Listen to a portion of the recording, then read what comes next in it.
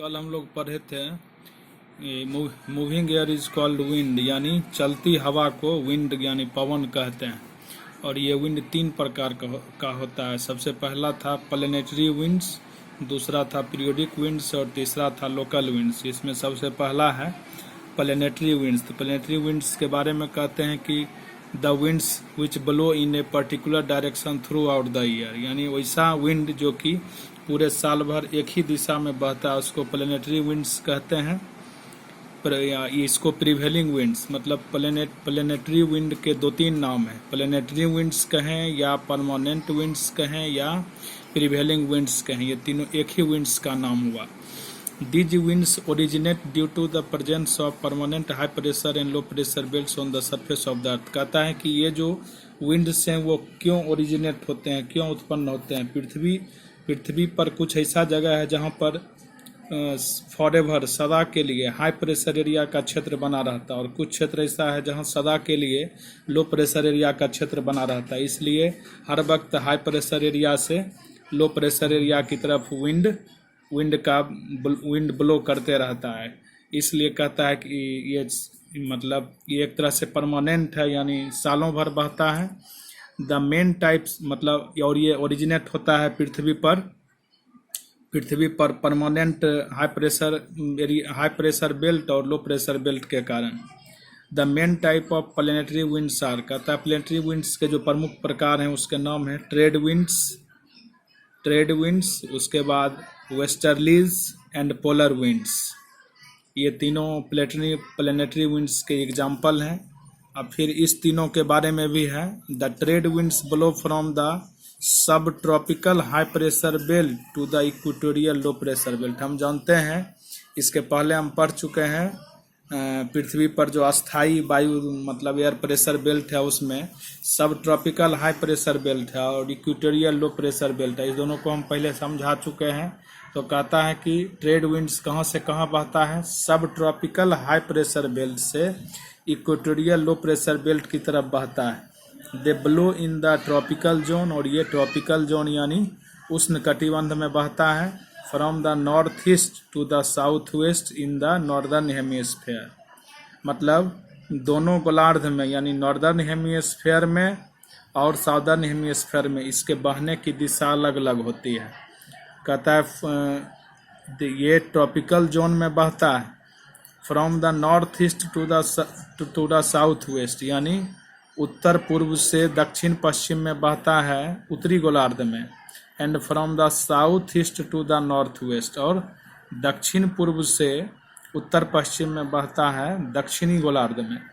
अब second type है जो है वह है westerlies. The westerlies blow from the सब tropical high pressure belt to the सब polar low pressure belt.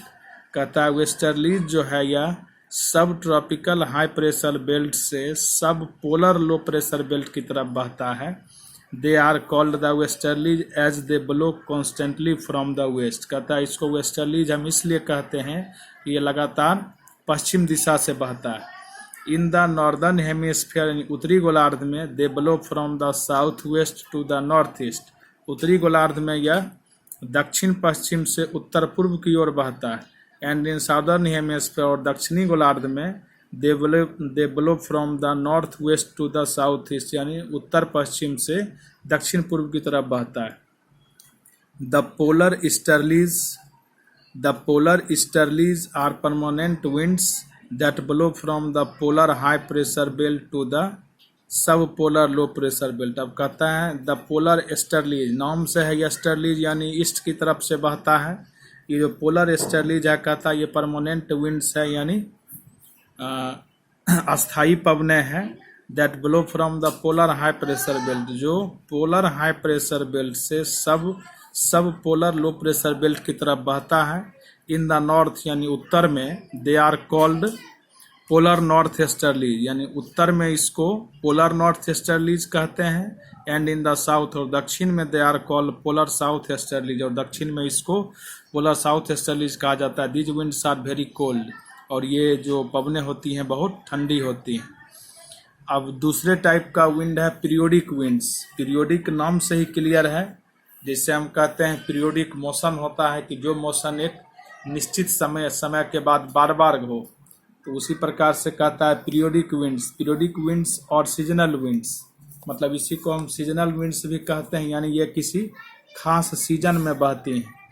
Are those that blow without fail at a certain time of the year or day, मतलब periodic winds या seasonal winds ऐसे winds हैं जो कहता है बिना मतलब इस बात का फेल मतलब असफल होते हुए, कहने का अर्थ है कि इसमें थोड़ा भी देरी नहीं होती है, साल के कुछ समयों में और कुछ दिनों में ये निश्चित समय पर अपना जिस दिशा से बहते हैं बहने लगते हैं। But they do not blow permanently like the planetary winds, लेकिन ये साल के कुछ महीने ही चलते हैं, ये सब दिन नहीं बहते हैं, पूरे साल भर नहीं चलते हैं, इसलिए ये प्लेनेटरी विंड से अलग हैं। They are caused by the unequal heating and cooling of the earth surface, ये इसलिए बहते हैं क्योंकि पृथ्वी का जो सरफेस है वह अनइक्वल हीटिंग होता है, मतलब सब जगह वह एक समान गर्म या ठंडा नहीं होता है।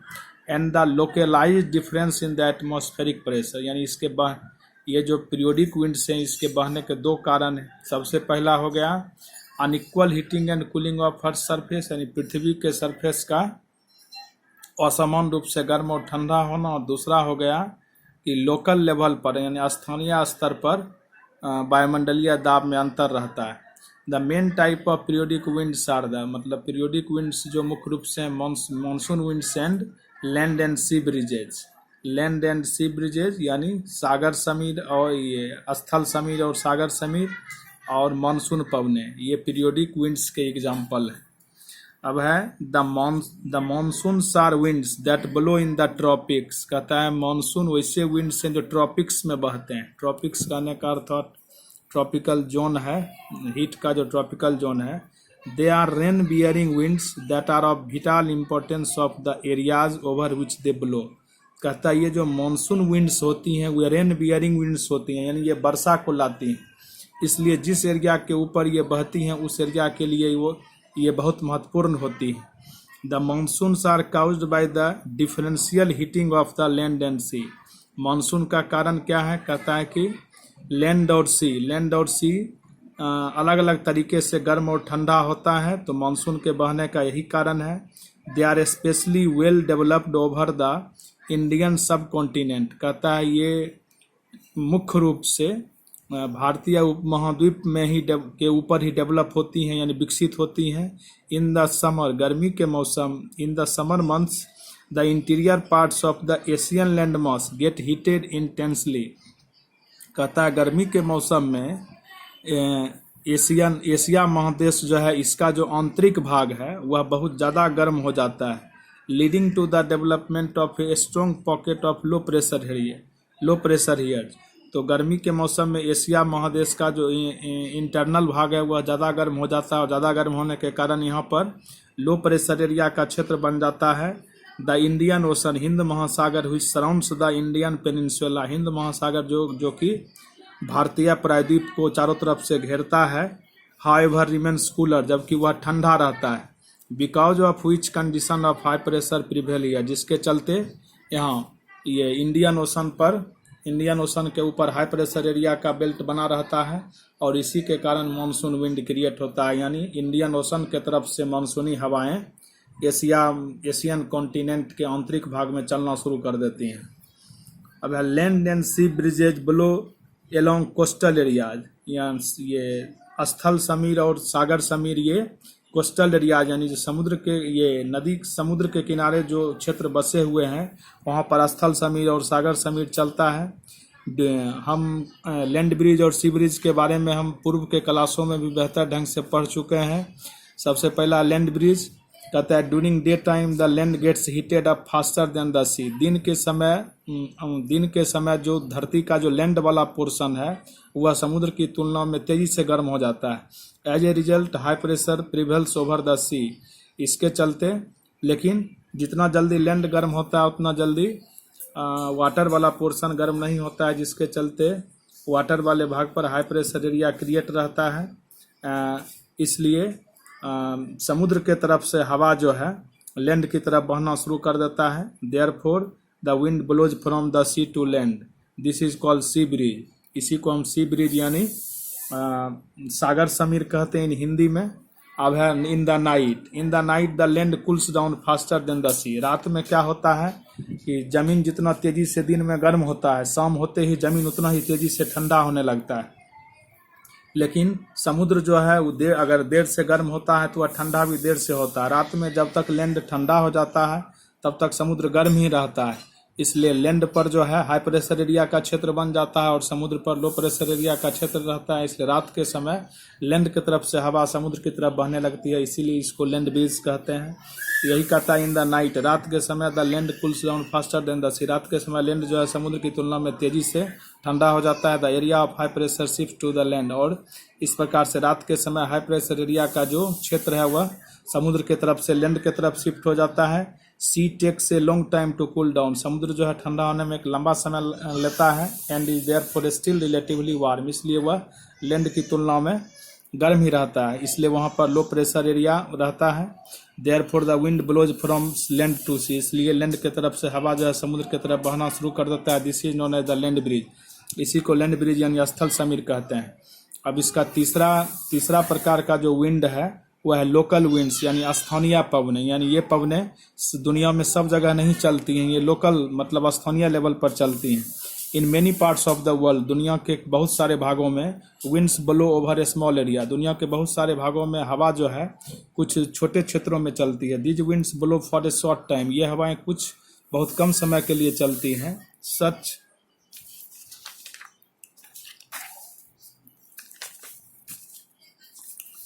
सच winds are called local winds, इसी प्रकार के हवा को लोकल विंड्स यानी स्थानीय पवन कहते हैं।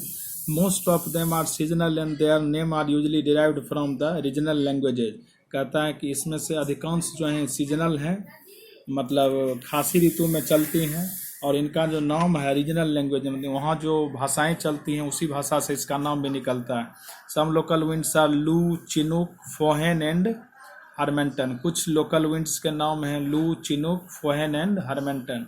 The loo is a hot dry and dusty wind that blows in the northern plains of India during the summers, कहता है लू जो है एक गर्म और ये ड्राई गर्म और सूखा और धूल भरा पवन है जो कि भारत के उत्तरी मैदानों में चलता है गर्मी के मौसम में। यानी लू जो है वह भारत के उत्तरी मैदानों में गर्मी के मौसम में चलने वाला स्थानीय हवा है।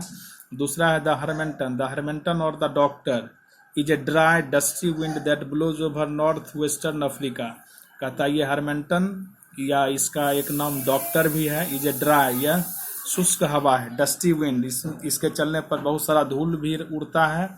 That blows over north western Africa, और यह कहाँ पर, यह नॉर्थ वेस्टर्न यानी उत्तरी पश्चिमी अफ्रीका के ऊपर बहता है। Foehn is a general term for any warm strong and dry local wind that blows down the slope of mountains, कहता है फोहेन जो है general term for any warm मतलब कोई भी गर्म मजबूत और सूखा स्थानीय हवा that blows down the slope of mountain, जो कि पहाड़ों के ढाल पर नीचे की तरफ बहता है। पहाड़ों के ढाल पर नीचे की तरफ बहने वाली गर्म और सूखी हवा को फोहेन कहा जाता है, और वह कहीं का हो सकता है, यानी फोहेन एक जनरल नाम हो गया।